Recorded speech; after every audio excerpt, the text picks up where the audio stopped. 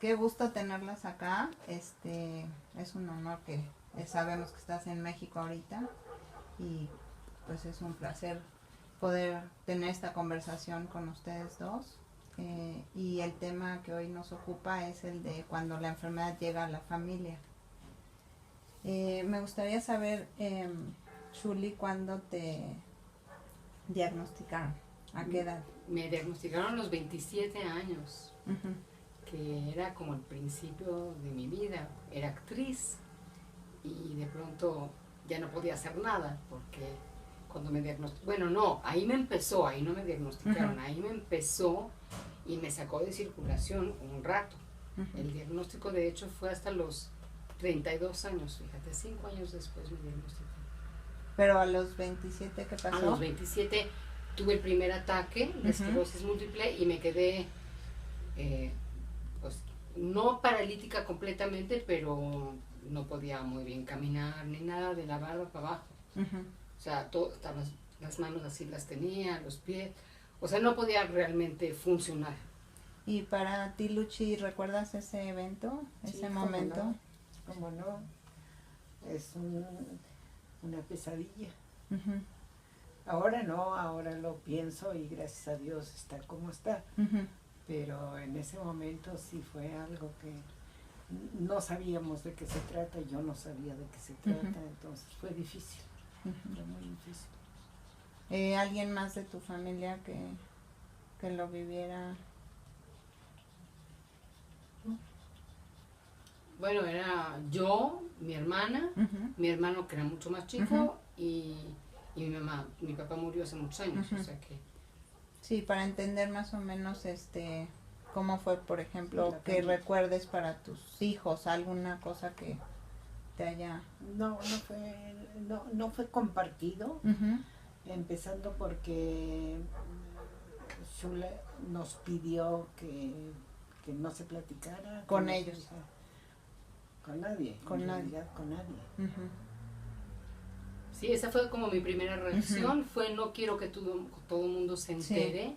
Y entonces todo el mundo está pensando, ay, pobrecita, ay, qué barbaridad, ay, qué drama, porque yo creo diferente, yo creo que la vibra, digamos, en calor de mi generación, la vibra que te echa otra gente, te afecta, sí. ¿no? Entonces, en lugar de que todo el mundo estuviera pensando en mí, pensando, ay, pobrecita, no va a poder caminar, se va a poner peor, no sé qué, yo preferí, como sabes que déjame encontrar mi camino primero y luego poco a poquito yo decido a quién sí le digo. No es que mi hermana no supiera, sí sabía, pero no se hacía mayor drama al respecto. Sí, era algo no muy nombrado en la familia. Yo no me acuerdo mucho, la verdad, de cómo era la onda en la familia, pero sí me acuerdo de que no quería que mi mamá le estuviera contando a todas sus amigas, a todo el mundo de afuera, claro. Pues. Y yo me tardé un buen rato en poderle ir diciendo a mi mejor amiga, a mi otra mejor amiga, como despacito, cuando yo sintiera que yo tenía lo que sea que fuera que yo sentía, que tenía la fortaleza interior, me imagino, para poder lidiar con la respuesta del otro, ¿no? Digo, si mi mejor amiga, si yo sé que era una persona con cierta fortaleza que pudiera no desbaratarse frente a mí en su miedo o en su angustia, ¿no? Entonces yo podía decirle y llevarla bien, pero a la gente que se súper sacaba de onda, pues no se lo quería ir a contar. Entonces fue un recurso tuyo mantenerlo como más en privado. Eso fue una de las cosas. La otra cosa es que en cuanto a qué me apoyó al principio, en especial con el diagnóstico y lo que se empezaba, ¿no? Porque es un trayecto muy largo.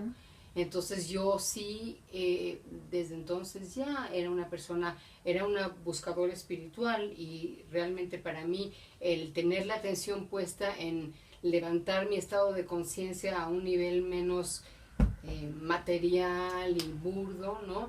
Me ayudaba que meditaba desde el principio, que respiraba diferente. Todavía antes de esta entrevista, por ejemplo, pues canté un poquito de cualquier sonido que a mí me sirve en este momento, y hice un poquitito de conexión interior para estar conectada con quien soy realmente y no nada más con una reacción a todo lo de afuera o a todos los síntomas, ¿no? Sí, porque muchas veces lo que pasa es que la gente cree que es la enfermedad, ¿no? Como que les cuesta trabajo ponerla aparte de lo que es su persona, lo ¿no? que uno es. Exacto. Entonces esto es como hacer este tipo de meditaciones o mantras, no sé cómo le llames tú, pues te ayuda, ¿no? Claro, a conectarte con quien realmente eres y que no la historia de lo que te pasa es lo que realmente eres. Esa es como la separación. Sí. ¿No? O sea, yo como ser puedo crear una vida. Si no dejo que el dictamen, digamos, de un diagnóstico dirija lo que me va a pasar, que es lo que pasa. A mucha gente eso le pasa, ¿no? Te dan un diagnóstico y tú decides, ahora esto es lo que toca. Y para ti, Luchi, ¿cómo ha sido esta experiencia de la actitud que ha tomado tu hija? Mira, ya pasaron muchos años, entonces yo creo que es un abanico de diferentes formas de cómo tomarlo. Al principio, pues sí me saqué de onda totalmente porque no sabía cómo actuar para que ella estuviera tranquila con contarme a mí, con participarme a mí, y por supuesto que yo quería estar presente. Sí. Como se lo dije, a los resultados de todo lo que ella ha logrado, porque sí creo que la labor ha sido totalmente bella, con apoyo, pues uno tiene que estar allí. Ok. ¿Y qué tipos de apoyo has utilizado? ¿Qué te ha funcionado? Mira, yo muy recién después del primer ataque fuerte, o ya, no, yo creo que más bien después del diagnóstico, a mí me invitaron a un grupo de terapia, era un grupo psicocorporal, y en ese grupo aprendí la terapia psicocorporal y en eso me entrené. Por cierto, eso es lo que de ahí en adelante yo he hecho en la vida, o es el principio, digamos, de mi proceso terapéutico como terapeuta, pero ese grupo fue lo que me apoyó durante ese año de modo emocional. Tenía por un lado mi práctica espiritual, primero. Segundo, tenía este grupo como para mi práctica para mi sanación emocional, que no es fácil. ¿Y qué hizo? ¿Qué hizo en ti ese grupo? Mira, antes que nada en un lugar donde yo podía expresarme, expresar, por supuesto, mi miedo y mi frustración, que no puedo con esto, que no puedo con el otro, ¿no?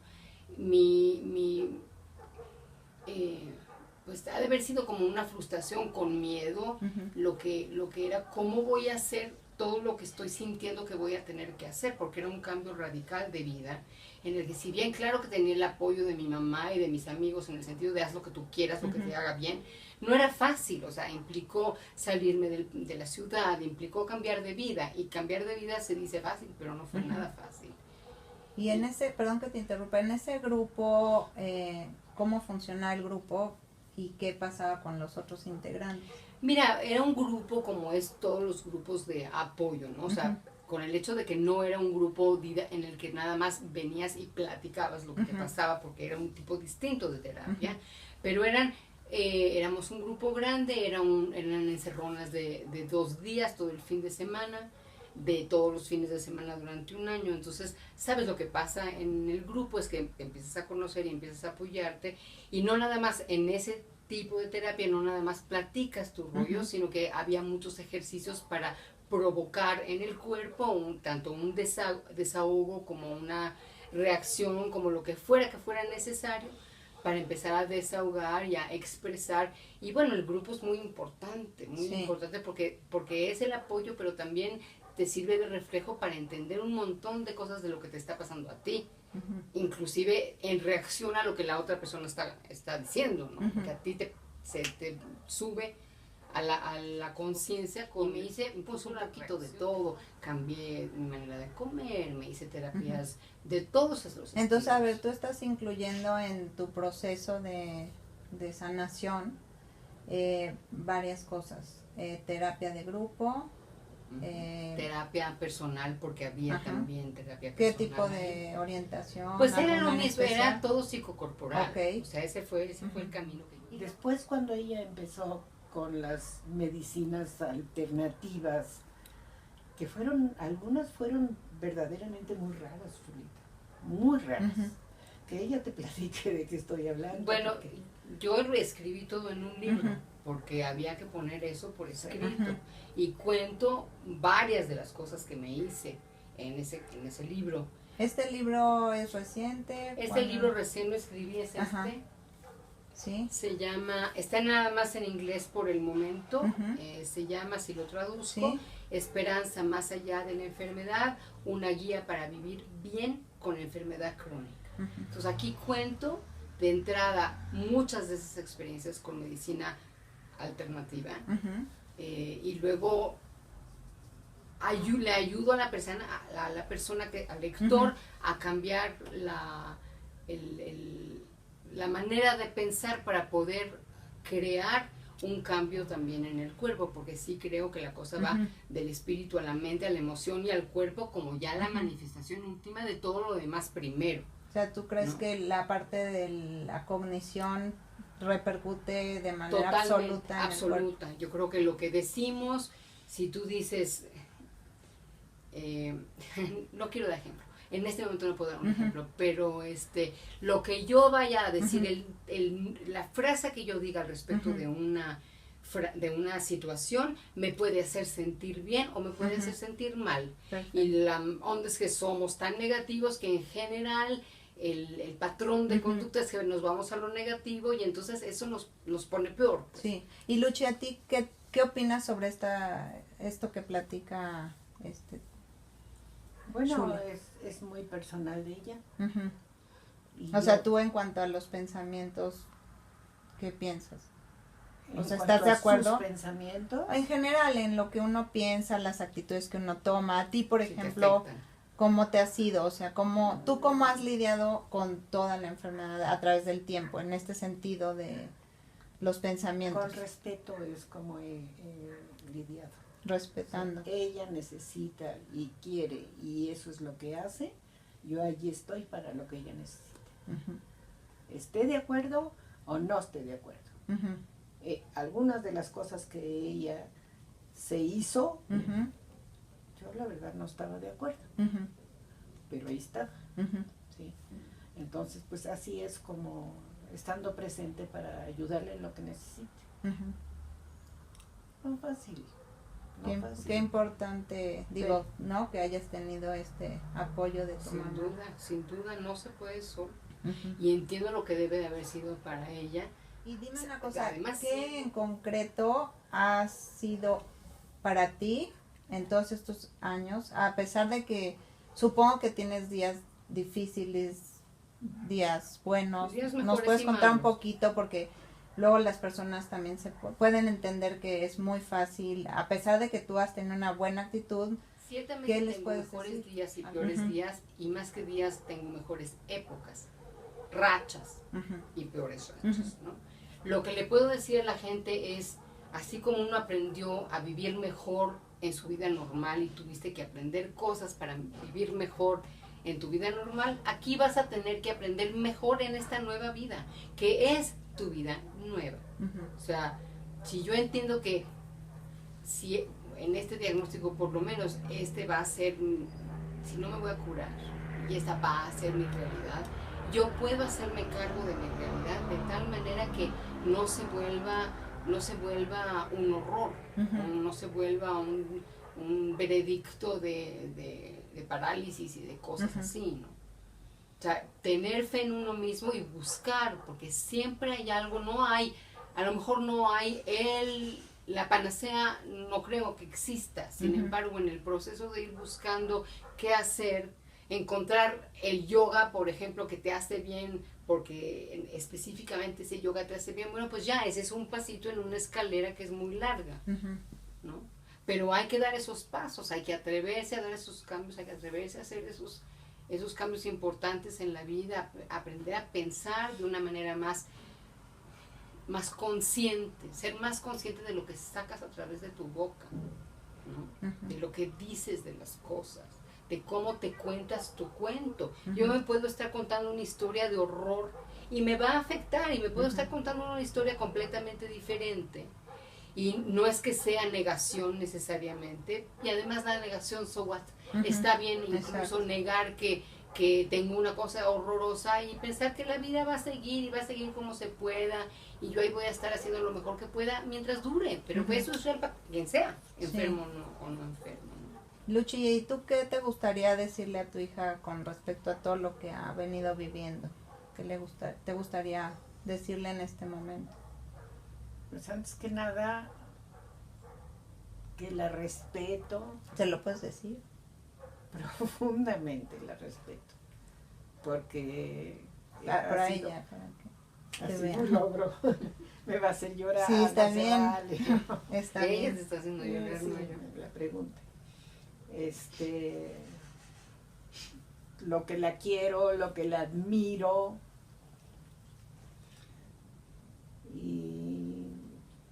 Y gracias por haber hecho todo lo que hiciste. Porque gracias a lo que hiciste, estás como estás. Y yo gracias a Dios también. Qué importante, ¿no? Esta parte de ambas de resiliencia.